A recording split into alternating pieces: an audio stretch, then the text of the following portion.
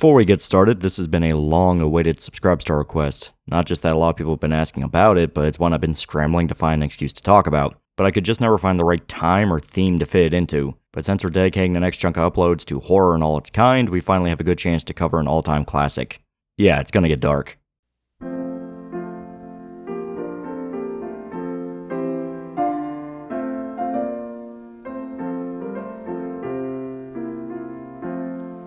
The minstrel boy to the war is gone.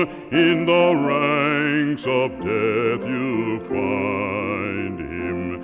His father's sword he has girded on, and his wild harp slung behind him.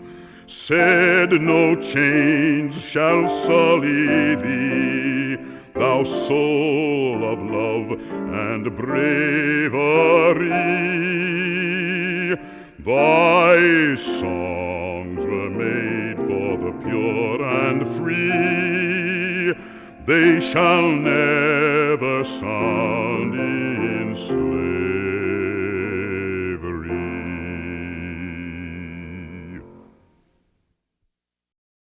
Now and then, here and there. This, right out the get-go, I'm just gonna say it, is a phenomenal series, to put it very lightly. Now and Then, Here and There, which I will shorten to just Now and Then for convenience sake, is the anime series created by Akataro Daiichi. Created in 1999, it follows a regular Japanese schoolboy named Shu, who finds himself transported to an alternate world where he has magic adventures. Yeah, we're talking about an isekai this go around, only instead of becoming level 999 by killing slimes or discovering he has a cheat ability that lets him break the game, Shu gets kidnapped and forcibly conscripted into an army of child soldiers run by a psychotic warlord. So it's like Ari Ferreira mixed with Beast of No Nations. Yeah, let's take a step back and explain some things real quick. So while you could technically call Now and Then an isekai, I mean I do, and I think it's splitting hairs to really say it's not, this is obviously a very different beast from what the term suggests. Now, I have talked about isekai and what is classified as isekai and my problems with isekai so many different times. Some of you guys have been watching for a while could probably repeat it all by heart. But I'm still going to do it for people who might just be stumbling into this video. You see, this is a series that came out way before that genre exploded and ended up sinking into a pretty cliche formula. Actually, isekai type stories have existed for decades. You had examples as far back as the 1910s, like John Carter of Mars. Really, it's an idea that is open to a lot of different concepts and settings. It's just a typical fish out of water setup. Take a protagonist ingrained in a completely different culture and mindset and then plop them into an unfamiliar world that breaks all the expectations they know. Most Japanese isekai stories now follow the basic fantasy formula, JRPG-style world, some kind of demon lord, protagonist that is different due to an ability or MacGuffin that sets him apart from everyone else, then end up getting roped into shenanigans where a big titty elf or two shows up. There's nothing wrong with these stories inherently, but after a while they all start blending together and become pretty insufferable. And it sucks, because it's not like there's nothing worthwhile in them. People can probably list a ton of examples of series they like in the genre. It's just one of those things where you have to dig for diamonds amidst a sea of gray goo. So why is Now and Then one of those diamonds? Well, to put it simply, it's a really good example of the genre. The problem a lot of isekai stories have is that, well, to put it bluntly, they're not really stories. A lot of them are basically made to emphasize a power fantasy or just wish fulfillment aspects. The protagonist always has the answer to every problem and seems to rapidly jump up the ranks to a degree where it sees actual progression as just an annoying middleman. This is a generalization, of course, and I'm only talking about the ones that people just kind of glaze their eyes over as you scroll through a manga site for something to read. Basically, the difference between the summer movie you watch and forget about, and the one that stays in your head long after you saw it. Something made for quick entertainment, and something made to tell a much larger story, that kind of thing. Now and Then uses the isekai setup to tell a very grim story. This is not a fun adventure, not by any means. The story is all about one central theme, the horrors of war. This is actually a very common idea in Japanese media. You can throw a rock and hit 50 different stories that discuss war and how it devolves into senseless killing. And they don't shy away from things like the butchering of civilians, rape of captured women, soldiers being seen as disposable tools rather than human beings. Gundam as a franchise is all about war and the negative impacts it has on the settings of each story, and Now and Then discusses all of this in spades. A lot of people speculate on why exactly there is so much Japan media that is strictly anti-war and is very, strong-handed about it. Some see it as direct impact of the fall of the Tojo regime after World War II and the subsequent rebuilding of the nation, with the newer generation seeing the tactics of the old and being horrified. I mean, Godzilla -1 even outright has a scene where they lambast the Japanese military for how quick it was to just throw bodies at a problem without any regard to getting them back home. Some of it just comes from the creators being explicitly anti-war as a principle. I mean, Miyazaki from Studio Ghibli was famous for his scathing opinions on war and bloodshed. Naoki Urasawa is much the same way, with his famous Pluto series revolving around the impact that a military invasion has on the world, and how it scars each of the protagonists. It's not coming off. What's not? It never comes off. And that's just a few examples. Vinland Saga by Makoto Yukimura is one of the more clever titles for this, starting off as a fist-pumping Viking action series, then slowly shifting over into a slower-paced tragedy of a man trying to find redemption and growing to see war as nothing but mindless violence, not a glorious rite of passage like what he was always taught. Now, of course, being anti-war is not a Japan-specific thing. Every culture has their story out there that's explicitly condemning war as a practice and saying that we need to rise above it as humanity. And obviously, not every series is going to treat this subject the same. These are specific men with specific principles and ideals, creating stories that reflect their views. On the opposite angle, you actually have something like Gate, which is meant to be just all-around fun, since the creator is former Japanese self-defense force and wanted to sort of pay tribute to the Japanese military, painting everything they do as fun and generally heroic. He just doesn't have the same mindset, because this is a dude that simply sees the world differently. Now, this actually comes down to essentially the two different forms of war media. You have the stories that emphasize the tragedy, the death, the horror, the trauma. That's something like All Quiet on the Western Front, Platoon, or Come and See. Then you have the stories that are more about paying tribute to the soldiers themselves, emphasizing their bravery and courage. The doing your duty style of storytelling. That's where you get stuff like The We Were Soldiers, Storm of Steel, or Band of Brothers. Hell, simplifying it down to All Quiet versus Storm of Steel is probably the easiest way to describe it. One is a story about men who were tricked into joining a war under the belief they would be heroes, only to be faced with the nightmare of World War I. And the other is about a man who willingly joins the conflict and flourishes under military culture. It's a separation that's meant to teach two different lessons. The latter style is about humanizing the men going to war and trying to get you to respect what they've done, since they threw themselves into absolutely insane and horrifying situations, whether it be to save a friend, keep themselves alive, or end a larger conflict. It addresses that war is an evil thing, but it's also inevitable, so the guys who are called to go fight should really be given respect and understanding. The former is more or less about war in general. War is a terrible thing we should not glorify. It is a nightmare to be in, and it's a perfect breeding ground for the worst of humanity's unfortunate nature. Unbridled savagery at its most pure and unstoppable. Now and Then is definitely one of those war is evil stories, and it tackles a lot of disturbing and tragic aspects to it. It takes full advantage of the premise of a child soldier army from multiple angles. You see that these are just kids. Kids pushed into something they should not be anywhere close by for miles. They're scared, they want to go home, they cry out for their parents to help them, but they're pushed into war by an absolute maniac that doesn't even see them as human beings. This is actually where the protagonist stands out. You see, Shu is an interesting figure in the story, especially for this. Shu, in the face of all the hellish scenery around him, remains pretty much the same character from beginning to end. You may see this as a problem that the protagonist never develops or changes. He does, just not in the way you think, but to talk any further would be spoiler stuff. I'll hold off on that for now. All you have to know for right now is that Shu fits very well for this type of story, especially for how bleak it can get. He's genuinely compelling to watch, and he always ends up doing something that breaks your expectations. I can't say he's the best protagonist in anime, obviously not by a long shot, but he is a big highlight for Now and Then. He feels genuinely heroic, even if he's just a dumb kid trying not to die. His journey feels like an actual adventure. Not a fun one, but an adventure nonetheless. I really feel like this is a massive journey that does have a scale to it, and the connection he makes with others really drive home the tragedy once everything starts to fall apart. Each character feels genuine, everyone is complicated, painted by their circumstances and the setting. Except one guy, but I'll talk about him come spoilers. Guess who it is, by the way? The series is also really good at driving home the emotional moments. I can't promise you you'll be bawling like a baby. Hell, I wasn't at any point, but you'll be invested as you watch. You don't want to see these people die. The people you do want to see die, you hope it'll happen violently. And the fates of each character can range from ironic comeuppance to something that happens out of the blue and for little reason. But each one does feel earned. Even the out-of-nowhere moments feel fitting for this bleak setting. Sometimes bad luck is just bad luck. And of course an evil, ruthless asshole would screw over somebody just for the sake of it, even if they don't deserve to have it happen to them. If anything, they do it because they don't deserve it. Now the obvious thing to mention is the animation. Since this series from the late 90s, it still has the age of old-school hand-drawn animation, and personally I think it looks fantastic. It still holds up 25 years later. Everything feels smooth and detailed. There's a good art style that's easy to look at, and the designs it has for this dystopian world are always interesting. Granted, yeah, a lot of it is just desert. Just a lot of sand and rocks. but whatever, I still think it's kinda cool. It also has soft mecha elements with giant robots stomping around, but the focus isn't anywhere near on them. It's just a bit of spice to emphasize how different this world is to the one Shu is familiar with and show the power the villain has at his disposal. The focus is on the army of children, since they're the main source of tragedy and drama. Their designs are simple, but each one is recognizable and distinct. You won't have much trouble really picking out each one from each other, the central characters at least. Of course, background people feel a bit faceless at times, but they're background guys, that's the whole point. Another thing to mention is the music. It actually has a genuinely great soundtrack. It's a mixture of like old school 90s trip hop, which sounds weird for this, but also has a lot of orchestra along with it.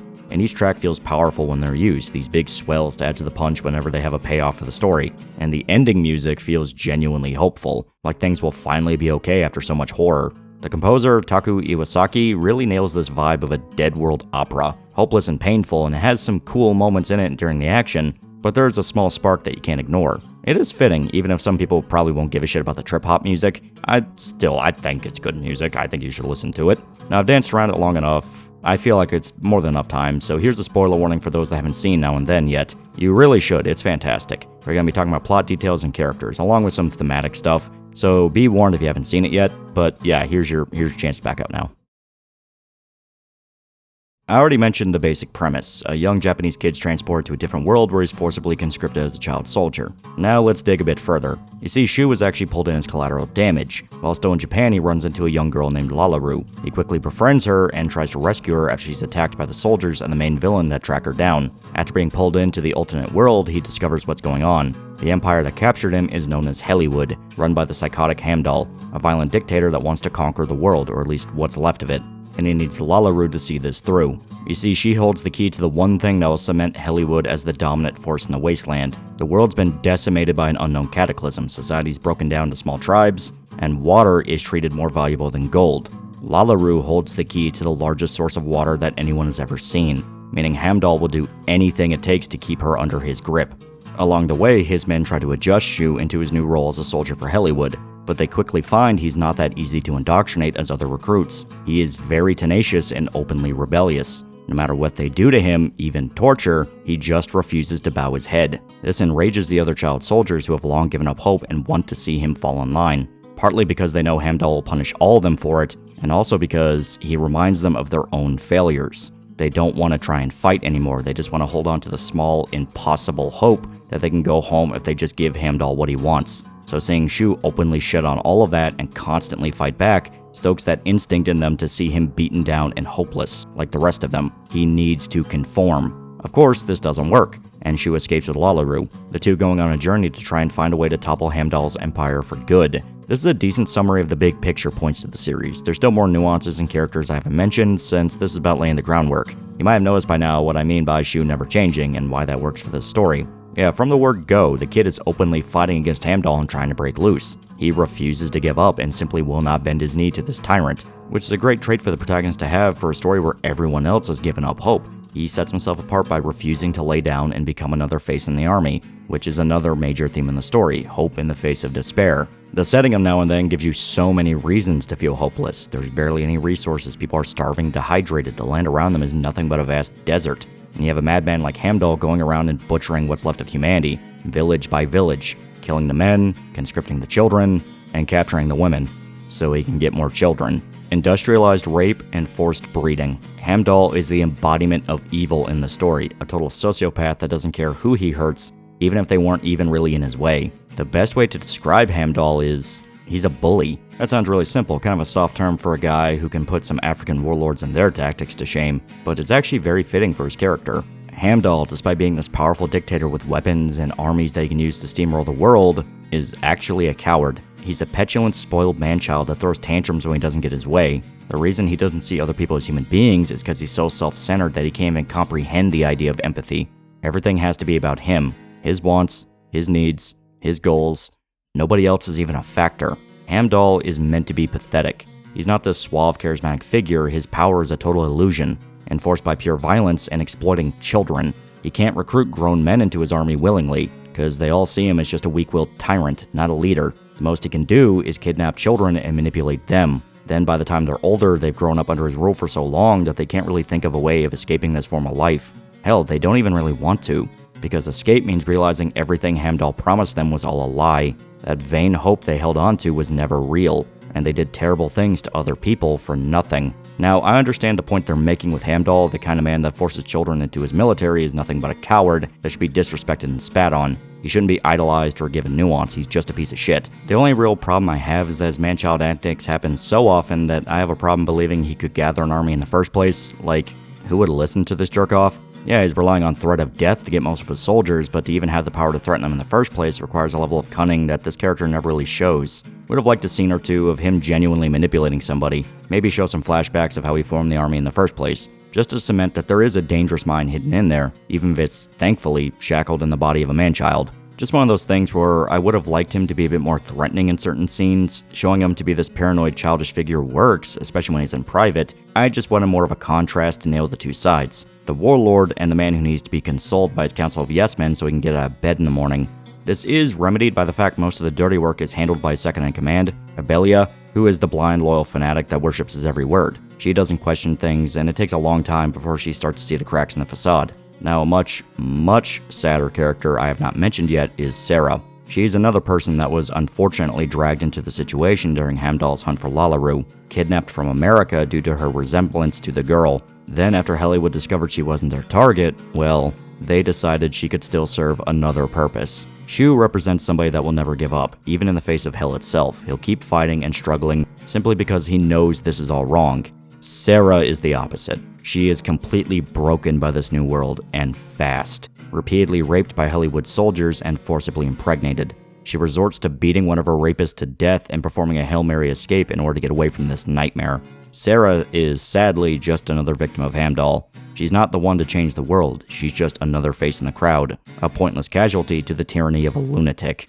Though she does spend time with Shu, seeing him as this inspiring figure that does help her slowly piece herself back together, even if it's not without its difficulties. But there are some other refugees still living in the wasteland that do come to help. The cast all around show different reactions to tyranny. Shu is the rebel that never wavers. Sarah is somebody that is pushed to the brink and is only saved by the kindness of others. Nabaka, the leader of the child army unit that she was forced into, is somebody trying to rationalize it all. He knows it's wrong, he knows it's evil, and even deep down probably understands that Heimdall is lying to him, but he has to think it's for the greater good, that he can go home when it's all over. It's the only hope he has deep down. And Lalaru, well, she represents something else. Even the smaller characters revolve around this idea. You have Sis, a caretaker at a small village that looks after the various orphans caused by Heimdall's war. She's kind and motherly and takes in Sarah after her escape, trying to give her another chance at life. Sis is the person that wants to try to do any act of kindness she can, even in a landscape as devastated as theirs. She'll hide people away, take care of children, and try to guide the group to the best of her abilities. She is naturally caring of human life. Then you have the opposite in Alemba. He is from the same village as Sis, though his reaction to the situation is far more violent. He's leading a rebellion against Heimdall, sending numerous assassins after him, desperate to see the man dead. His family was killed by Heimdall, and he is obsessed with vengeance. Despite his open rebellion, he is far darker than Shu, resorting to underhanded tactics and using people as tools, much like Heimdall, even beginning to oppress his own village as they start to question his actions. He lost hope much the same way as everyone else, and holds on to revenge as his only spark to keep him going. He's not wrong to want to kill Heimdall, but he's becoming something worse. He shows that even a good person trying to fight back can become a monster from the pure poison of such a terrible tyrant. Heimdall's influence corrupts the land, strangling it of life. He's the kind of man that ruins the world, and he couldn't care less. Other people want to stop him, but some become the same beast, potentially becoming the next step in the cycle. Just another tyrant that bullies others to get what they want. Now, Lalaru is an interesting figure. You don't really know much about her. She's pretty stoic and isn't willing to speak much about who she is, her purpose, or if she's even human or not. I mean, she was able to jump through dimensions. She seems the most hopeless out of the whole cast. She has the key to water that would save countless lives, but she openly says she's not sure if humanity deserves it. Men like Heimdall would flourish just the same as everyone else. Maybe it's better to make sure no one has it than risk immortalizing this terrible empire. I got my own theories on who exactly Lalaru is, and to be fair, this is all just going to be interpretation and my personal, I guess you could call it headcanon, so don't take me as word of God gospel. And fair warning, it's going to be a tad wacky. You see, I think she's supposed to represent God in some capacity. She's this silent judge watching mankind and feels shame over their actions. She has the power to reward them and save them from their suffering, but she's hesitant because she knows they would learn nothing. Her gift would be exploited. Evil men would continue to victimize others. She knows there's good people out there like Shu or Sis and countless others who are being victimized, but at the same time, Hollywood is there too, and they explicitly say they want to exploit the water for their own gain. Now, the ending sort of confirms this to me personally. You see, Alemba's rebellion backfires. Hollywood tracks down the village, and they massacre most everybody. Once again, kidnapping the women and the children. Even Sis is mortally wounded in the attack. Everyone is captured and forced to watch Sis bleed to death. Her last words simply telling Sarah not to hate her child, even if it was conceived by rape, because no child grows up wanting to be hated by their mother. Spending the last few moments until her death just trying to reassure this scared girl that everything will be okay and not to become this hateful person. The ending is where everything comes to a head. Multiple characters die and the entire ruse is revealed.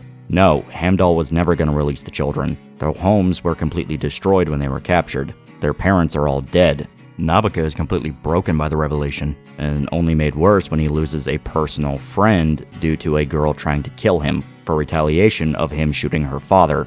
Now his friend Tabul fully embraces his new life with Hollywood. He was the one that told Nabika they were never going home, and he doesn't care, fully losing his mind and accepting that he is just going to be a faceless murderer. And Hamdall tries to force Lalaru into giving him the water. All the while, Shu manages to escape and tries to release all the prisoners, even rushing to save Lalaru before they can hurt her, but this is when things go from bad to downright biblical. Lalaru gives them the water, all of it. Entire oceans of water are poured into the capital ship of Hollywood, flooding the entire facility and drowning the army. The prisoners all manage to escape, but the army is destroyed, sent crashing down into the sand, and Hamdall is not spared, drowned and crushed by the waves as he begs Abelia to help him, who simply watches as he dies, fully giving up on the army and realizing it's finally over. Even some of the child army isn't spared. Tabul slowly drowns to death, a fitting comeuppance since he shot Nabika after he decided to help free Shu. In just a few minutes, the entire Hollywood Empire is crushed by water, the thing they were seeking for so long. And this is where I can speak a bit about the biblical aspects I mentioned before. Once again, interpretation, headcanon, don't take me as gospel. This is just how I see it. Now, the obvious comparison is, the Great Flood, Noah's Ark, God flooding the world to usher in a new age as punishment for mankind. Obviously, this flood isn't as bad as that one. A lot of people are able to escape it. But another comparison you can draw is something like Sodom and Gomorrah. For those that don't know, Sodom and Gomorrah is the story of two cities destroyed by God in a single night, both embodying terrible sins and living in debauchery as insult to God. This actually fits in line with some of the ideas of Now and Then. In the story, the central figures are Abraham and a man by the name of Lot, who learn of God's intentions to destroy both cities. Abraham tries to negotiate with God, saying that there are innocents living in the cities, so destroying both would kill both the sinful and the righteous.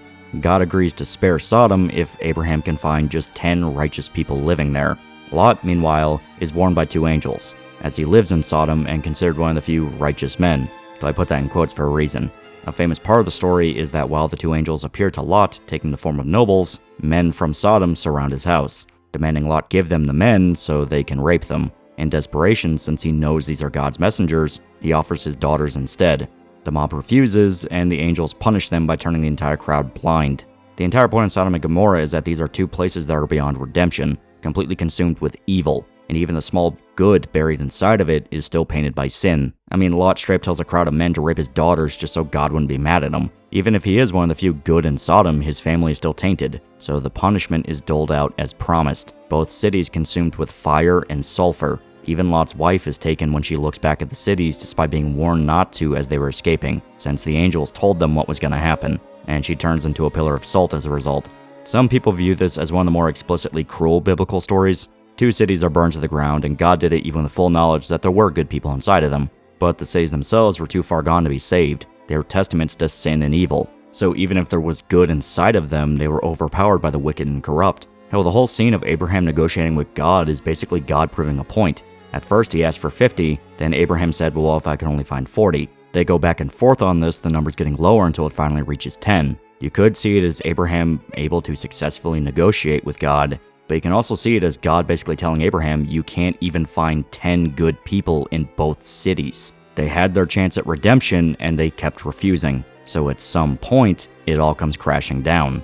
This fits in line with Now and Then, quite a bit actually. Lalaru is essentially God watching over Sodom and Gomorrah, which is Hollywood, watching the land evolve into this nasty, selfish place of evil, heartless men victimizing the innocent. So when it came time to topple Hollywood, she did it gladly. Drowning them all in the water, they hurt so many others to get. The evil are punished, and the good are given a chance at this new world. A better one without tyranny. Even some of the Hollywood soldiers are given a chance at redemption. Abelia deciding to stay and help the refugees along with Sarah. Even though Sarah has the full ability to just go home, she wants to stay. She wants to help this new society learn from their mistakes and not become another Hollywood. They can't squander this new chance they have, and thankfully, anyone that could is now dead. Now and Then is much more than your average sci-fi fantasy adventure. As you can see, it talks about so much more. About war, about morality, hope, redemption, the treatment of children, and eventually, divine punishment. It builds up this terrible, irredeemable empire that only exists to spread misery, and shows the judgment they are given. It's why Shu's influence on the story is so important. No doubt if he wasn't there with Laro to show her the good side of humanity, she probably would have just drowned the entire world, or let them die of thirst and agony. Humanity would have been irredeemable, but his bravery and good soul proved to Laro there are people worth saving. They were simply scared or powerless to fight back. And with the new world forming, Laro vanishes. We don't know what happens to her, if she died or returned to wherever she came from, but she is happy that her job is finished. There's a new world for everyone, and Shu is finally able to just go back home, simply returning to his old life in Japan, enjoying his childhood. Now, yeah, it is funny to think about what would happen when he got home. No doubt he's going to have some nightmares in his head for years, but I actually like that he just seems to go back to normal. The whole point of Shu is that he didn't crack. He was the only one that never let the world drag him down to its level. No matter how hard Hamdall, Nabaka, or even Alemba tried, they couldn't take away Shu's childhood. He's the same little shit he was when the series began. More wise? Yes, but deep down he is the same. The point of Now and Then isn't to break Shu or make him more nihilistic, it's to show that somebody like him is what the world needs. The brave and the courageous, who won't let himself fall apart. It is very satisfying. But that's all I can say about Now and Then here and there. There's still a lot I haven't covered, and that's because I want you guys to sit down and watch this yourselves. While it may seem like a bleak and nihilistic mess, it's really not. The entire point of the story is about not allowing yourself to be consumed by it. You can still change the world, even if it seems small and meaningless. And nobody escapes judgment, even the ones that think they're indestructible. Still, you can probably see why I like this series so much. It is a genuine masterpiece. Even at the time it came out, it was receiving favorable comparisons to Grave of the Fireflies. This isn't some underrated niche series that nobody's heard of. This is a critically acclaimed gem that you need to sit down and watch. Obviously, with time, it's gotten more obscure and forgotten, but fans of it easily recommend it to anyone even not that familiar with anime. I can't promise you this is as normie friendly as Cowboy Bebop, but this is a true work of art that needs to be appreciated. You might feel like shit watching it, but you won't regret giving it your time and attention. You know what else you won't regret? Gamer subs. Use code TAL at checkout. New year, new gamer subs. Cups, shirts, flavors. Use the code. Use the code. Use the code or you'll be bred by Hollywood. Still, that's all I can say for right now. Until next time, please remember to like, comment, and subscribe. See you guys. Hey, anyone notice that Hollywood sounds a lot like Hollywood? You know, the empire that exploits children and traffics women? What do they mean by this?